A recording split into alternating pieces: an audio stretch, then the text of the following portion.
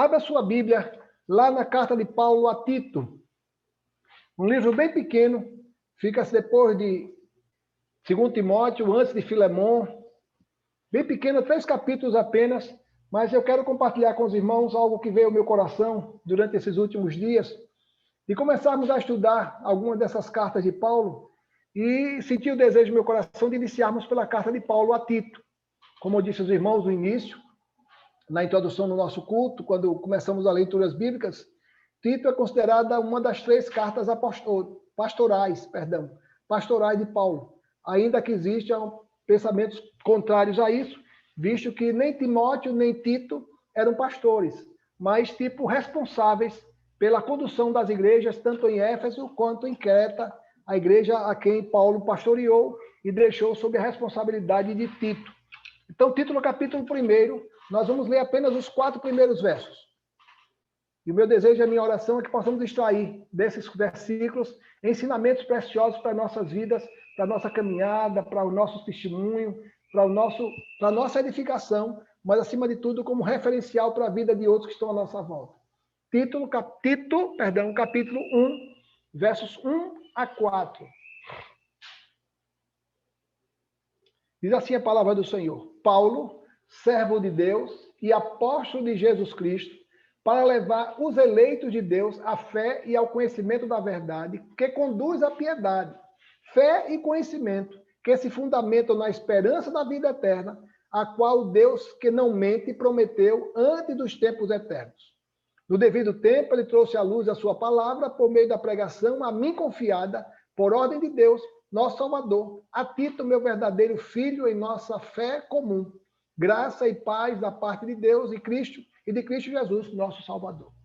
Antes de iniciar propriamente dito aquilo que Paulo fala a Tito, e de maneira mais abrangente a nós, a Igreja de Jesus Cristo, eu queria fazer algumas colocações concernentes à carta escrita a Tito. Disse aos irmãos que, além das 2 cartas a Timóteo, a própria carta de Tito e a carta de Filemon são chamadas cartas pastorais, ainda que existam pensamentos contrários a isso, identificando apenas as 3 cartas, Timóteo 1, 2, e Tito como cartas pastorais, e Filemon como carta pessoal, visto que Filemon não cuidava de nenhuma comunidade cristã. E um outro movimento que diz que nenhuma das 4 cartas são cartas pastorais, visto que nenhum deles, ainda que Timóteo e Tito cuidassem de uma igreja, mas não foram formalmente empossados como pastores. Mas o importante é que essas cartas estão inseridas dentro das Escrituras Sagradas e que servem para nós, primeiro, como cartas inspiradas por Deus, cartas que serviram para a edificação da Igreja de Jesus Cristo e carta que serve ainda hoje, pleno século XXI, para a nossa edificação como comunidade cristã, para a propagação do Evangelho do nosso Deus. Encontrei um comentarista bíblico chamado Donald Guthrie. Ele fala exatamente dessa condição que essas epístolas se encontram. Ele diz assim: epístolas pastorais têm desempenhado um papel importante na história da igreja cristã e justificaram amplamente a sua inclusão no cânon do Novo Testamento. Seu apelo está em sua combinação de dicas saudáveis e afirmações teológicas que têm sido de grande valia para os cristãos, tanto pessoal como coletivamente. Então, o Donald Guthrie, ele fala exatamente dessa necessidade das cartas chamadas pastorais, porque tanto vão servir para exortação do obreiro, daquele que está à frente de uma comunidade cristã, quanto para a igreja a qual ele pastoreia. A carta de Tito, alguns comentaristas bíblicos dizem que foi escrita provavelmente no ano 63. Paulo estava se deslocando de Éfeso, vindo de Roma, e passou em Creta e ali permaneceu algum tempo. E depois que foi embora, Paulo deixa Tito ali cuidando da igreja em Creta. Creta era uma ilha próximo de Roma e que por muito tempo ela cresceu e passou a ser de grande importância para o comércio e passou a ser valorizada por Roma. E Roma depois aí inseriu dentro do seu contexto, dentro da sua amplitude de governo.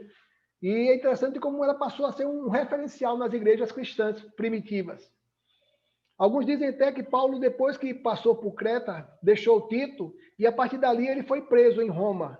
E quando saiu de Roma, mandou 2 de seus mensageiros levarem essa carta até a igreja ali em Tito, para que pudesse servir como consolo, como orientação da parte de Paulo, do Senhor Jesus Cristo, através de Paulo, para aquela igreja que estava ali sob a responsabilidade de Tito. Tito, que Paulo identifica como sendo filho dele na fé. Mais um que ele havia ganho para Jesus Cristo e que naquele momento servia como colaborador, como sendo alguém que estava dando continuidade ao trabalho por ele ali iniciado.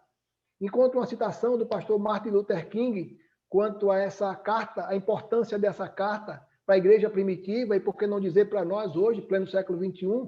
O pastor Martin Luther King escreveu: esta é uma breve carta, mas que contém uma doutrina cristã por excelência e está redigida de uma forma tão magistral que contém tudo o que você precisa de conhecimento e da vida cristã.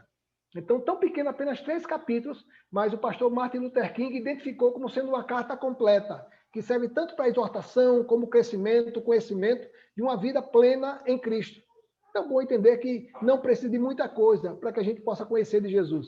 Não precisa de muita coisa. O próprio versículo João 3,16 fala de maneira tão abrangente do propósito de Deus em nossas vidas, apenas um versículo, mas que resume toda a grandeza do plano redentor de Deus.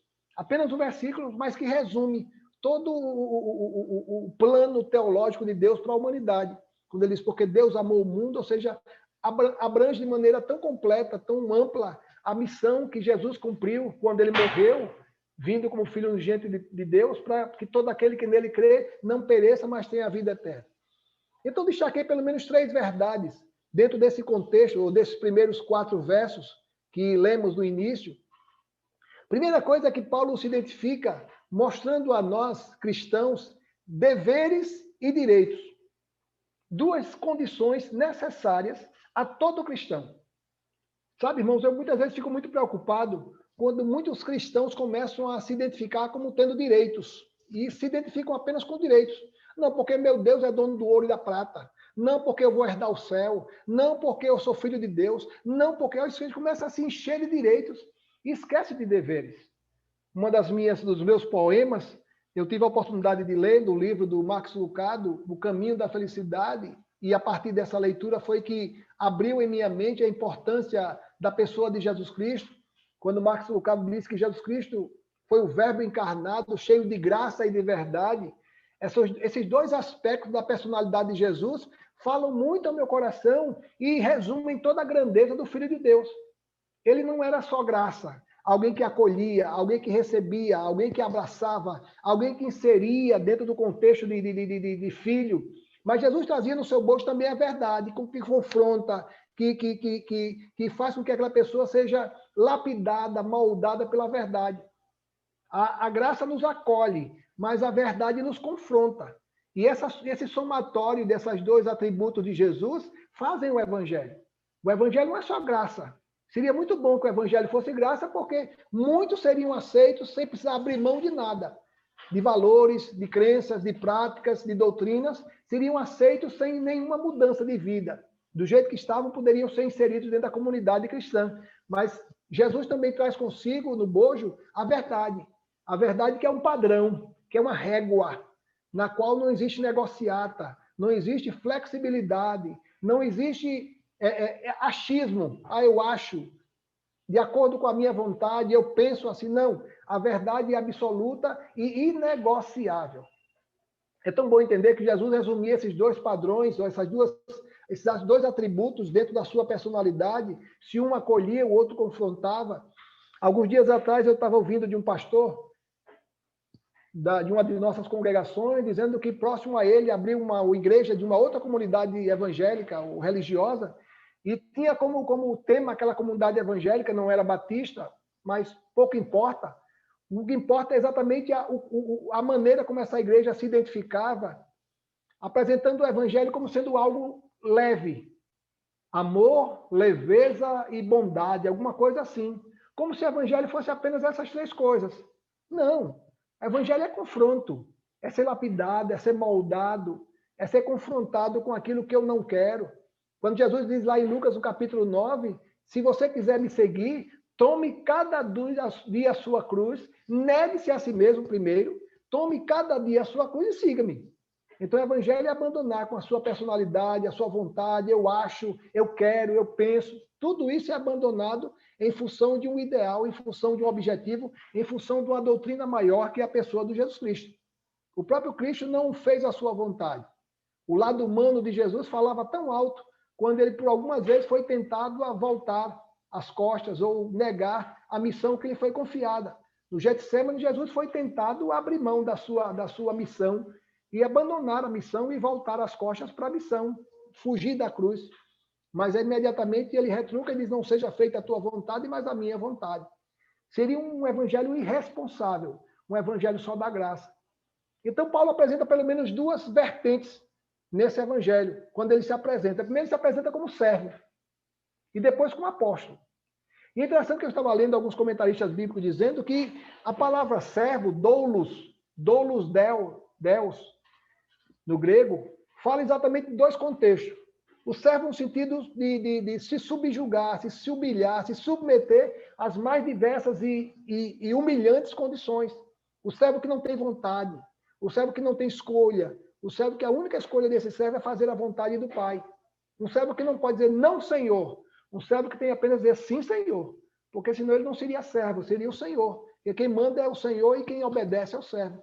Mas alguns comentaristas bíblicos também identificam nesse Senhor, servo de Deus, quando Paulo fala aí no primeiro versículo, servo de Deus, ele diz que, diferente do que muitos possam entender apenas, servo de Deus também é um elogio, é algo que ele pudesse se vangloriar. Porque alguns personagens bíblicos, Thaisa, leia, por favor, Josué, capítulo 1, verso 1. Veja aí um servo de Deus que vai ser dignificado, vai ser identificado, vai ser distinguido. Irmão Ornan, leia Josué capítulo 24, verso 29, perdão. Josué 24, 29.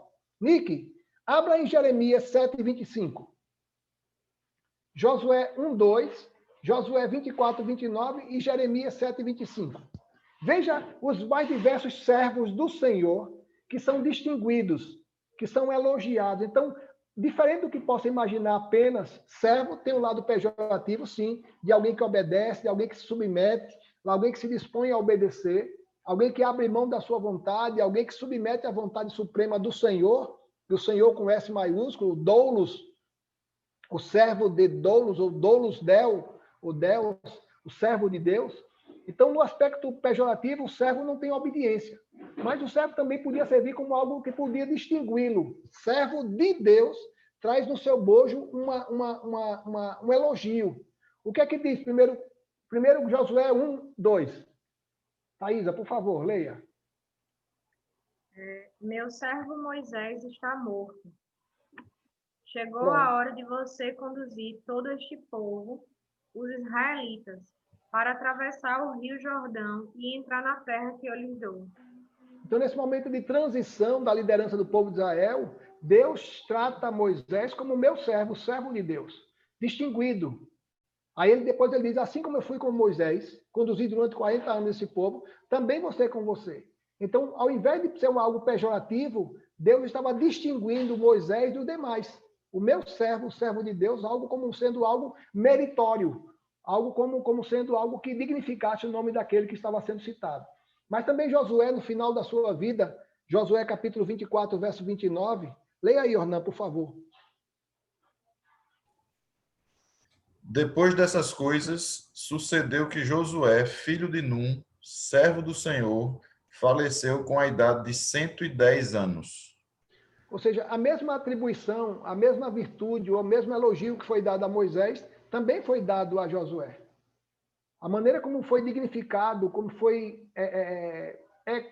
elogiado nessa relação com Deus, na pessoa de Moisés, também o fez na pessoa de Josué. E Jeremias, Nick, por favor, leia aí, por favor, capítulo 7. Desde a época em que os seus antepassados saíram do Egito até o dia de hoje, eu lhes enviei os meus servos, os profetas, dia após dia. Pronto. Os servos de quem? De quem são os servos? Os meus servos de quem? De Deus, do Senhor. Pronto. Então, Deus está distinguindo que, por atitude, por iniciativa dele, ele mandou os servos dele. Isso, por um lado, se era pejorativo, como servo não tendo vontade, pelo outro lado, os distinguia como sendo alguém enviado, separado por Deus. Mas no próprio versículo 1, Paulo também se identifica como apóstolo de Jesus Cristo. Em algumas comunidades, Paulo precisava impor isso. Por exemplo, na comunidade na Galácia, Paulo precisou dizer não pela vontade dos homens, mas pela vontade de Deus. Porque o apóstolo Paulo não era reconhecido, não era recebido como apóstolo, visto que ele não esteve com Jesus. Como é que esse homem pode ser apóstolo se ele não conviveu com Jesus? Mas Paulo dizia que ele esteve sim com Jesus, quando no caminho de Damasco, Jesus o escolheu, o separou e fez com que ele pudesse ser comissionado para essa missão. Então, Paulo fala lá no comecinho de Gálatas que ele não era apóstolo segundo a vontade dos homens, mas era apóstolo segundo a vontade de Deus. E esse papel de apóstolo trazia consigo os seus direitos. Alguém que anunciava o evangelho. Se por um lado o servo obedecia, tinha deveres, por outro lado o apóstolo tinha também deveres, mas com uma missão específica, de anunciar as verdades do evangelho. Então, irmão, mais do que nunca, não podemos esquecer que Deus nos colocou dentro desses dois aspectos. Nós somos servos de Deus, que se por um lado nos denigre ou nos humilha e nos subjuga a condição de sermos obedientes, sermos tementes a Ele, também nos capacita para sermos distintos ou distinguidos daquilo que Deus nos capacitou. Você, eu, todos nós somos servos de um dono, somos servos de Deus. Por outro lado, traz consigo no bojo a missão que lhe foi confiada de ser apóstolo, anunciador do evangelho, proclamador das verdades do evangelho a todos que estão à sua volta. Então, se por um lado eu sou doulos Deus, o Deus, servo de Deus, por outro lado eu também sou um apóstolo de Jesus Cristo, com o propósito de anunciar o evangelho a todos aqueles que conhecem ou precisam conhecer do evangelho do nosso Deus. Uma segunda coisa que eu percebo claramente aqui na palavra de Paulo é que é um evangelho que tem quatro finalidades. Quatro finalidades bem distintas. Se você está com a sua Bíblia aberta, você vai perceber claramente como o apóstolo Paulo identifica pelo menos quatro verdades dentro dessa dinâmica do evangelho. Primeira coisa que Paulo diz, entre os versículos 1b até o versículo 3, diz assim, para levar os eleitos de Deus para a fé, ou à fé. Ou seja, é tão bom a gente entender que ninguém foi convidado por algo que a gente vê, por algo que a gente testemunha visivelmente falando. Paulo foi desafiado a levar a nós, os eleitos de Deus, e estava lendo alguns comentaristas calvinistas, e eles são bem específicos quanto a essa questão dos eleitos, os eleitos de maneira predestinada, os eleitos de Deus, só aqueles, quando na verdade o texto não está falando isso, está falando que eles são eleitos de Deus, e Deus elegeu a todo mundo. Paulo fala com muita propriedade isso. Leia aí, por favor, Vera. Efésios capítulo 1. Veja os versículos 14 a 17.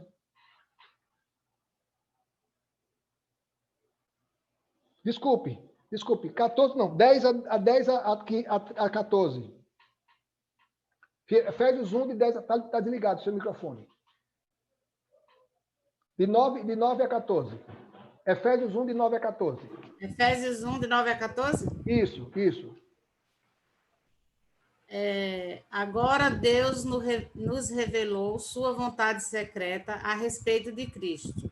Isso é, o cumprimento de seu bom propósito.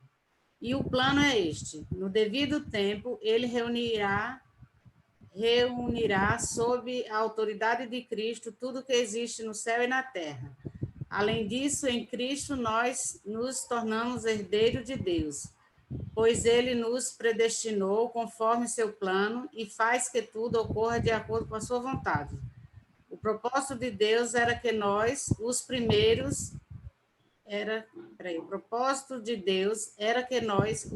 a confiar em Cristo, louvássemos a Deus e lhe dessemos glória. Agora vocês também ouviram a verdade e as boas novas da salvação, e quando creram em Cristo, ele colocou sobre vocês o selo do Espírito Santo que havia prometido. O Espírito Santo é a garantia de nossa herança, até o dia em que Deus nos resgatará como sua propriedade para o louvor de sua glória. Amém. Então, nossos irmãos calvinistas, eles se prendem a essa palavra, dando uma conotação, dando uma explicação naquilo que o texto não está dizendo. Ele diz que todos nós fomos eleitos por Deus. Os irmãos presbiterianos dizem que uns foram eleitos para o castigo eterno e outros foram eleitos para a salvação eterna. Como se não houvesse escolha nas pessoas. Deus já havia determinado quem seria salvo, quem seria perdido. E, na verdade, isso não existe. Deus, apesar de saber de antemão, pela sua presciência, Deus sabe quais serão os salvos, quais serão os escolhidos e quais serão os perdidos. Mas isso não está ao alcance de Deus. Não foi determinação da parte de Deus.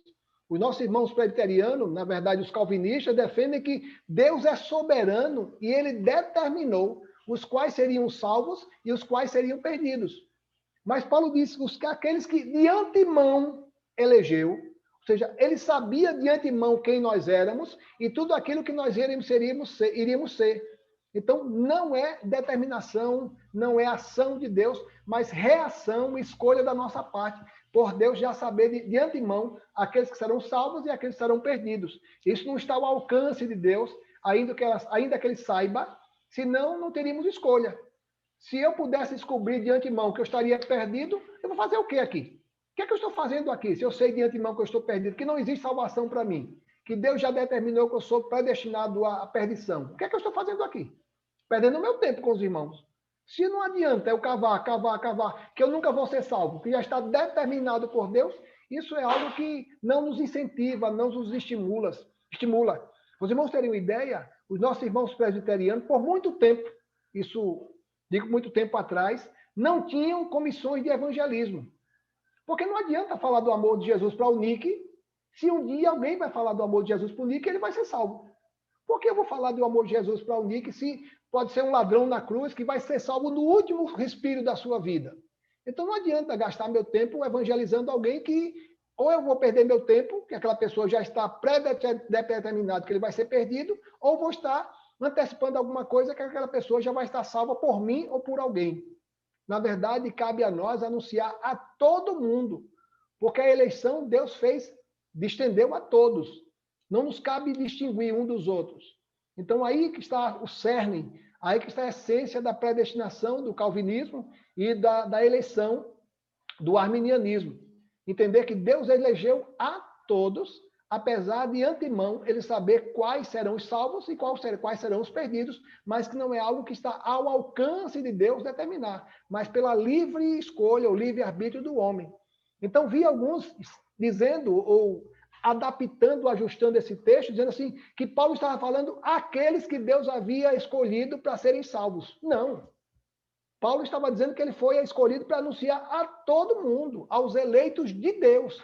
Não os eleitos de salvação, os eleitos por Deus, mas todos aqueles que um dia foram eleitos por Deus de maneira mais abrangente, porque Deus escolheu a todos nós, apesar de alguns não os quiserem.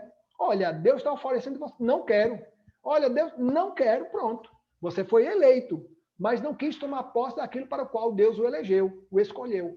Aí é diferente. Pastor, pois não, Vera. e aqueles que morreram sem conhecer Jesus Cristo, eles ficam em que lugar? Eles serão julgados pelas suas próprias leis.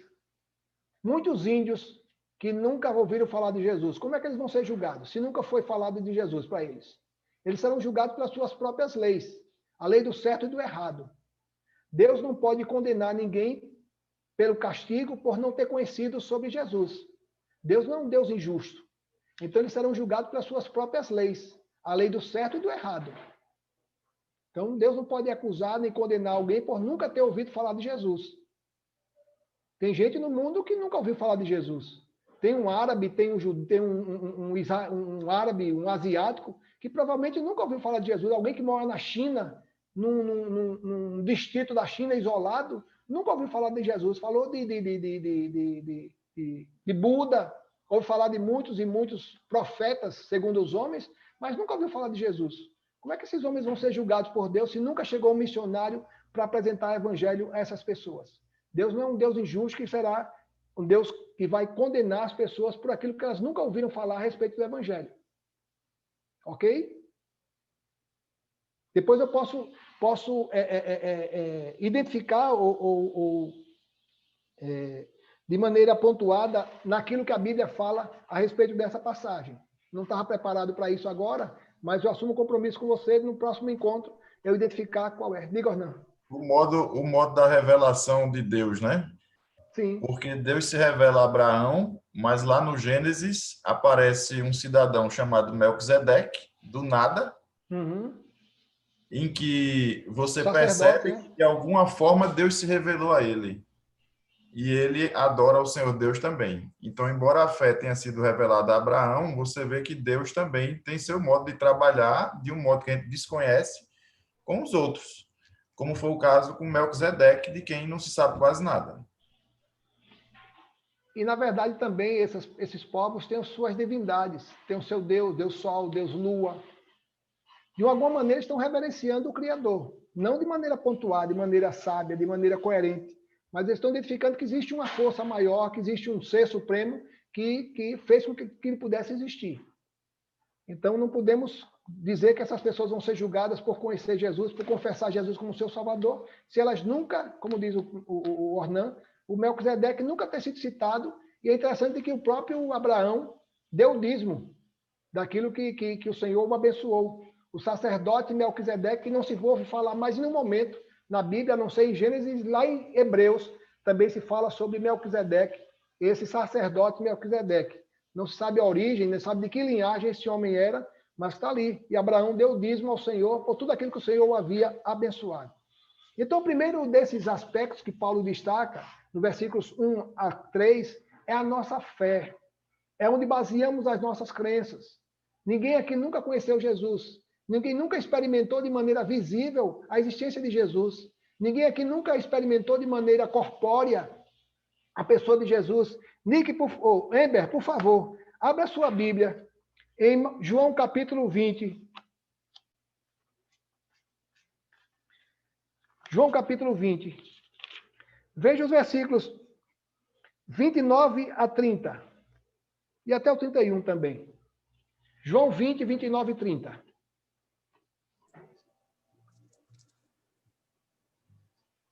Então Jesus lhe disse: Por que me viu? Você creu? Felizes os que não viram e creram. Jesus realizou na presença dos seus discípulos muitos outros sinais milagrosos, que não estão registrados neste livro.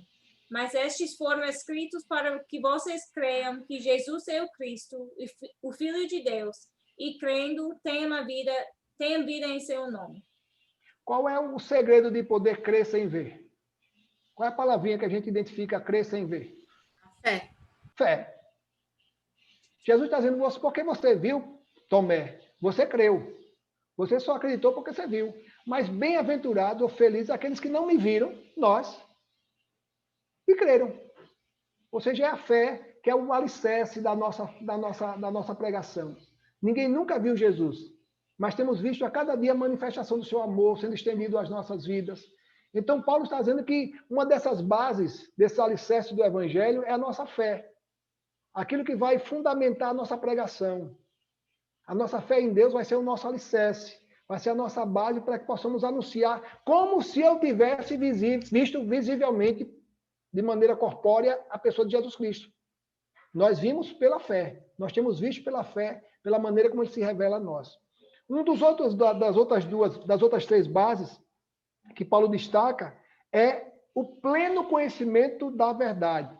Capítulo 1, verso 1 ainda. Ou seja, conhecer a verdade de maneira plena, através da fé. A fé nos leva a receber e a conhecer e a experimentar a verdade sem questionamentos. Aquilo que Ember disse, que leu, e João, fala exatamente dessa verdade. A verdade é que Jesus fez outros milagres, feitos maravilhosos, e nós não temos registrado isso, mas provavelmente Jesus fez. Mas os que ficaram registrados, para que é? Para a nossa edificação. Esses foram registrados. Jesus acordou, Jesus lavou o rosto, Jesus tomou café, ou Jesus tomou cevada, Jesus saiu de casa. Alguns milagres estão inseridos apenas em um evangelho. Alguns milagres de Jesus estão apenas em João. O milagre da ressurreição de Lázaro só está em João. Então, muitos dos fatos que Jesus realizou, milagres que Jesus realizou, ensinos que Jesus pregou, não foram registrados pelos apóstolos. Mas aqueles que nós temos hoje são suficientes para nos dar a certeza de que Jesus é o Filho de Deus, um enviado da parte de Deus. Não precisamos de mais nada, de mais nenhuma informação complementar para que nos dê essa base, para nos dê essa segurança de que Jesus realmente é o enviado da parte de Deus. Então, a fé que é a nossa âncora, como dizia o escritor aos Hebreus, é a âncora da nossa confiança, é a fé onde baseamos a nossa crença, nos leva a entender essa verdade. Conhecer o pleno conhecimento da verdade, ou seja, através da fé, sermos promovidos, os chamados eleitos de Deus, a experimentar essa verdade. Irmãos, é tão bom a gente entender que não existe uma verdade. Jesus diz lá em João capítulo 14, verso 6, que ele é o caminho, a verdade e a vida. Não existe um caminho, não existe uma verdade, não existe uma vida. É o artigo, e o artigo é definido. Jesus não é uma verdade, Jesus não é um caminho, Jesus não é uma vida, como se tivessem outros caminhos, outras verdades e outra vida. Lá em João 8,32, Jesus diz: e conhecereis a verdade, e a verdade vos libertará. Então, a base da nossa crença é a nossa fé em Deus. Que os irmãos acreditam não porque eu prego, não porque sou eu que estou ensinando, não porque é alguém que está ensinando a você, mas porque estamos alicerçados na nossa fé em Deus, que nos leva a conhecer plenamente essa verdade. Então, Paulo começa como se estivesse costurando um ponto de crochê. Do primeiro ponto ali do crochê, as irmãs sabem muito bem o que é isso. Não tem que ter o primeiro ponto, não é? Você tem que fazer primeiro um nozinho, não é assim? No comecinho da linha. Diga aí, irmã Edilene, como é que você começa a crochê? Diga aí, como é que se começa um tricô? Como é que se começa um crochê? Crochê, como é que começa? O senhor falou muito bem, que é nesse pontinho mesmo. E a agulha vai e tem que voltar. Eu fiz crochê, mas faz muitos anos. Vera, você sabe fazer crochê, Vera? É isso mesmo. Não, pastor.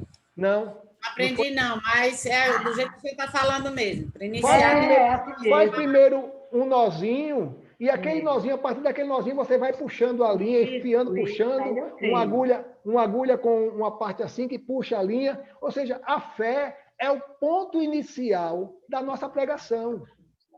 Interessante isso, não é? É como um ponto de crochê. A partir dali, você vai desenvolver todo o seu crochê. O evangelho é lindo, não é? Não baseia em coisa sólida, em coisa palpável. A fé está baseada, o evangelho está baseado na nossa fé, na nossa confiança. E o mais impressionante disso tudo, irmãos, é que ninguém pode roubar, ninguém pode tirar isso do nosso coração. A nossa fé é inegociável. A nossa fé é algo que a gente não pode mensurar, no sentido de medir. É algo que a gente que sente. Jesus, por diversas vezes, quando curou alguém, aquela mulher com hemorragia, disse: a tua fé te curou. Aquela mulher, há 18 anos, 12 anos, estava com hemorragia e disse: olha, eu vou tocar no manto de Jesus e vou ser curada. Então, a fé é o começo do crochê. É a partir de onde a gente parte, a partir de onde a gente começa, para que a gente possa desenvolver toda a nossa vida evangélica, toda a nossa vida cristã, passando pelo pleno conhecimento da verdade. E é interessante que essa palavra pleno dá sentido de todo. A fé vai nos revelar de maneira plena, mas um pleno no sentido de acordo com o nosso entendimento. Ninguém vai conhecer a verdade, ninguém tem a capacidade e a condição de conhecer a verdade de maneira plena. Mas aquilo que nós conhecemos é suficiente para que a gente possa conhecer de Deus. Se eu perguntasse a cada um dos irmãos, qual o atributo de Deus que mais fala ao seu coração hoje? Deus é fiel. Deus é o meu pastor. Deus é o salvador da minha família. Deus é amor. Deus é perdão. Deus é fidelidade. Se nós juntássemos todos os atributos dos homens do mundo inteiro, 7 bilhões de habitantes, não poderia dar jamais aquilo que Deus é. Percebe como Deus é tremendo? Se juntasse tudo aquilo que a gente imagina que seja Deus. Deus é o pastor, é fidelidade, é salvação, como os judeus do antigamente identificavam o atributo de Deus pelas suas manifestações, diante das lutas contra os filisteus, em que Moisés sobe ao monte e o seu cunhado, o esposo de Miriam, segura numa mão, e Arão, seu irmão, segura na outra, e toda vez que Moisés levantava a mão, o povo prevalecia sob a liderança de Josué, toda vez que Moisés cansava suas mãos, seus braços, o povo perdia, e naquele momento o povo prevaleceu, e Deus ficou conhecido como Jeová Nissim, O Senhor é a minha bandeira, aquele que vai na nossa frente, aquele que distingue um exército, aquele que vai à nossa frente conduzindo o seu povo. Quantos atributos de Deus foram identificados no momento do milagre de Abraão, quando Deus pede Isaac a Abraão e ele sobe ao monte, e no meio do caminho, Isaac pergunta, pai, está aqui o fogo, está aqui o cutelo, e está aqui o fogo, o cutelo o fogo, cutelo e a lenha. O fogo, o cutelo e a lenha. Mas onde é que está o cordeiro?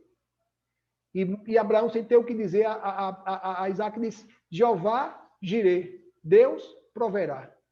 Esse é o nosso Deus, o Deus tremendo. A fé é o ponto inicial que vai desenrolar toda a nossa confiança e nosso temor a Deus. Chegamos na verdade, pleno conhecimento da verdade. E aí o terceiro é promover uma vida piedosa. Uma vida piedosa é uma vida sem ganância, uma vida sem coisas grandiosas, sem ambições grandiosas. Uma vida piedosa é uma vida que pé no chão. É uma vida que não almejamos muita coisa. Precisamos ter muito cuidado com aquilo que a gente almeja, com o passo que a gente dá nas nossas vidas, nas nossas caminhadas. Uma vida piedosa é uma vida temente a Deus. É alguém que está abrindo mão de ideais grandiosos, de algo que possa ser relevante para a sua vida como um pregador, como um empresário, como um professor, como industrial, como as mais diversas funções, e entender que, por mais que eu cresça, ainda sou pequeno diante desse Deus que é grande, que me capacitou para tudo isso. Uma vida piedosa vai me colocar sempre no chão.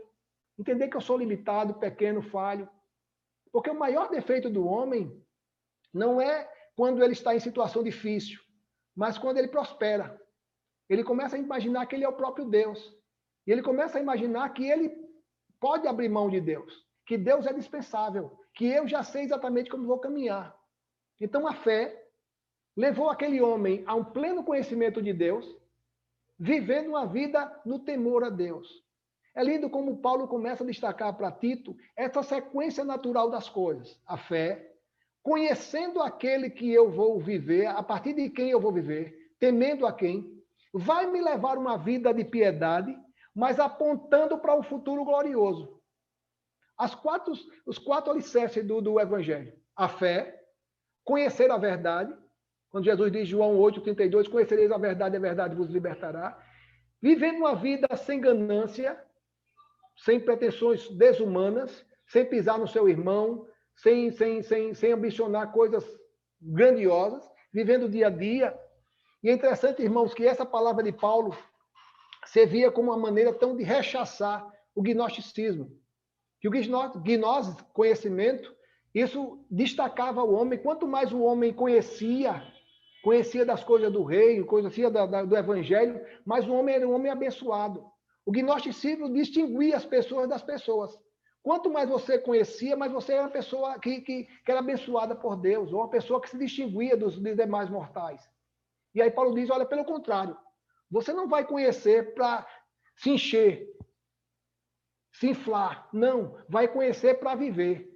Quanto mais eu conheço, mais eu entendo que eu sou pequeno. Quanto mais eu cresço, mais eu percebo que eu preciso colocar o pé no chão.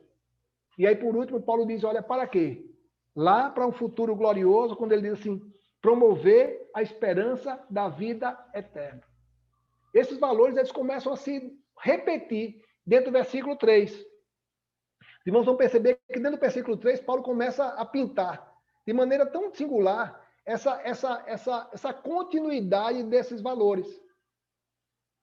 Levar a fé ao conhecimento da verdade, que conduz à piedade e que nos leva na esperança da vida eterna. O qual Deus não mente, que antes promoveu, antes da fundação do mundo, antes dos tempos eternos, no devido tempo, ele trouxe à luz a sua palavra por meio da pregação, a mim confiada por ordem de Deus, nosso Salvador. Então é interessante como Paulo se identificava dentro dessa missão.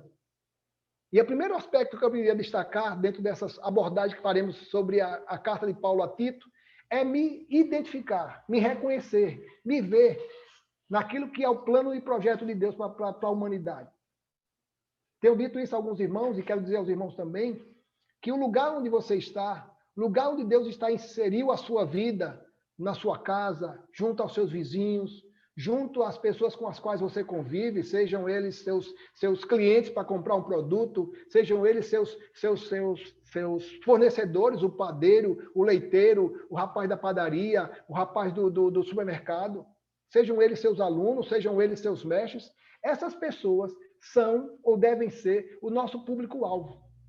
Deve ser a esses que a gente deve viver com o propósito de anunciar, pela prática, pela vida, pelo exemplo, o evangelho do nosso Deus.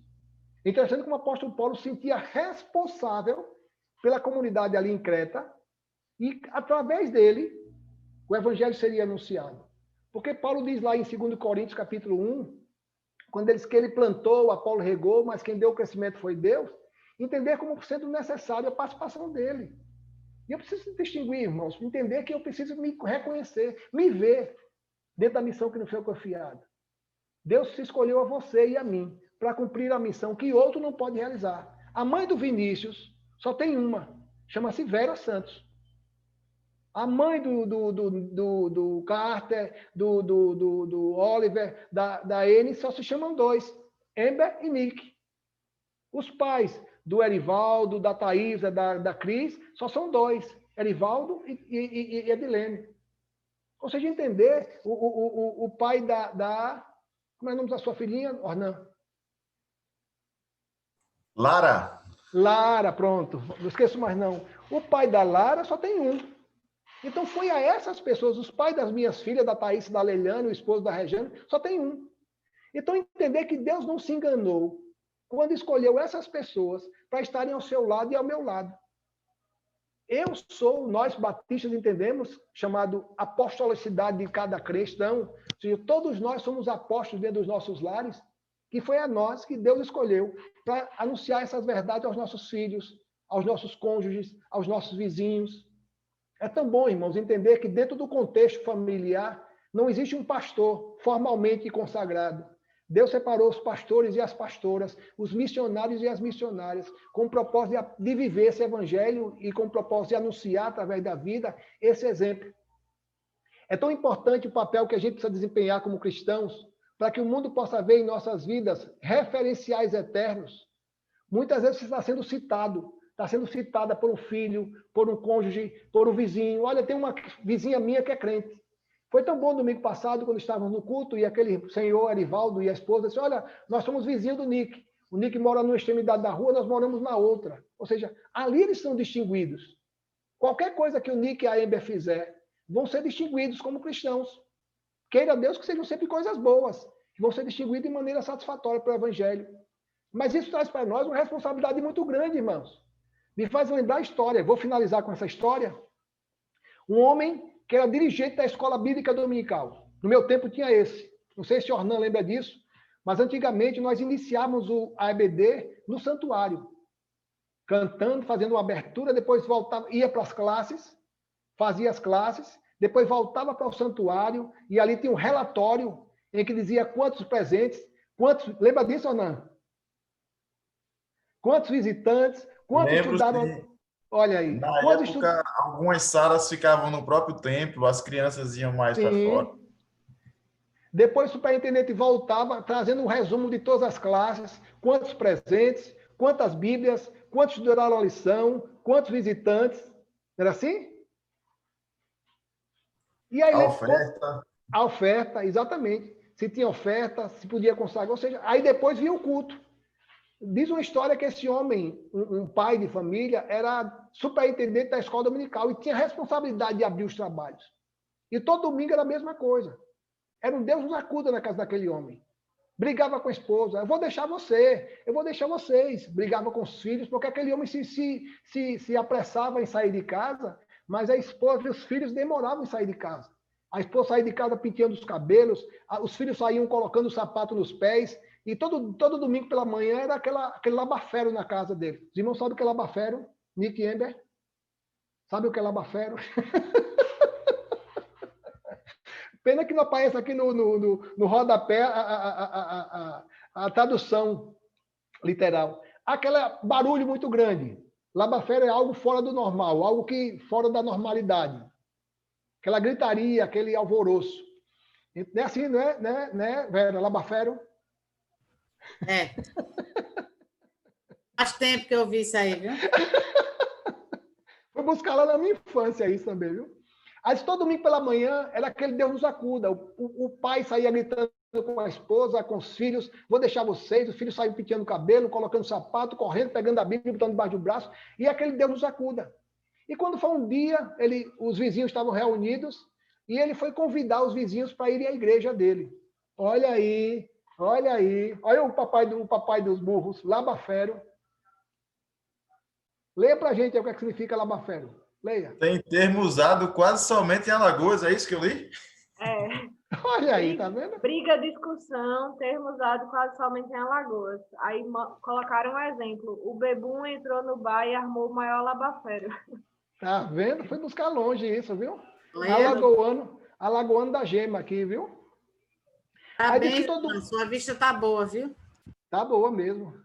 Todo domingo pela manhã era aquele barulho, aquela gritaria, aquele alvoroço, porque o pai estava brigando com a mãe e com os filhos para chegar cedo na igreja, porque ele tinha responsabilidade. E quando foi no dia da semana, ele foi convidar os vizinhos para irem para a igreja. E o vizinho disse, Deus me livre, quero nada. E para aquela loucura que é a tua igreja, falou, não. Ou seja, eu posso pregar o evangelho de que jeito? Se a minha vida não tem sido como referencial para os meus vizinhos, para os meus filhos, para os meus conhecidos, para a minha família, eu preciso ser referencial. Então, Paulo se via como sendo o apóstolo separado por Deus para aquela missão.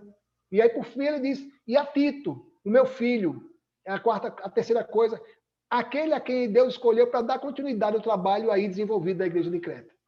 Então, a primeira parte da lição de Paulo a Tito é nos comissionando dentro da fé, que conduz ao pleno conhecimento, que nos leva a uma vida de piedade, apontando para uma vida de esperança da vida eterna.